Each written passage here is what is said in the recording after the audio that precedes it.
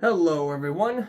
So next to me I have my compaq Presario Windows XP desktop, and after a fresh installation of Windows XP, it came with absolutely zero drivers. Now getting the ones that were properly named was easy enough, however there were a few that had very generic software names in which it led to almost no leads as far as the Google search goes to download the drivers for them.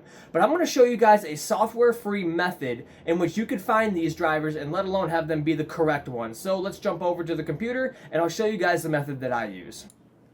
Okay, so jumping into Windows XP, I'm going to hit the Start button and right-click on my computer and go into Properties, and then I'm going to go over into the Hardware tab, in which I'm going to select Device Manager after that, and then under Other Devices, you can see that we have two unknown devices.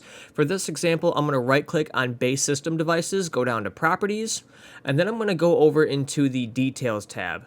Now, where it says device instant ID, you could drop that down and change it, but in this example, I'm going to hit Control C to copy everything that's right there, and then I'm going to go onto my desktop and then create a new text document.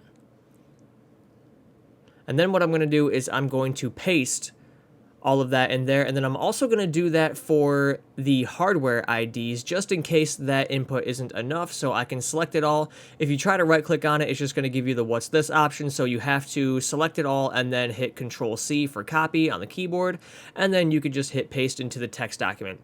So now what I'm going to do is I'm going to save as, and then I'm just going to type in driver info. You can name this whatever you want, or just keep it new text document. It doesn't matter. I don't have a USB drive plugged in right now, but I'm going to plug one in and then transfer over to a different computer. And then what I'm going to do is show you guys where to go now. So let me jump over onto my main computer and show you guys what I do next. Okay, so now I am on my main computer in which I can search this info up. So what I'm going to do is I'm going to copy what I got from the text document right into Google, and I'm just going to hit enter. So this is going to tell me what it is, and I like to go to driver identifier, and it's going to give me all the information that I need, in which you can also do this with the hardware ID. So I'm just going to click on this link here.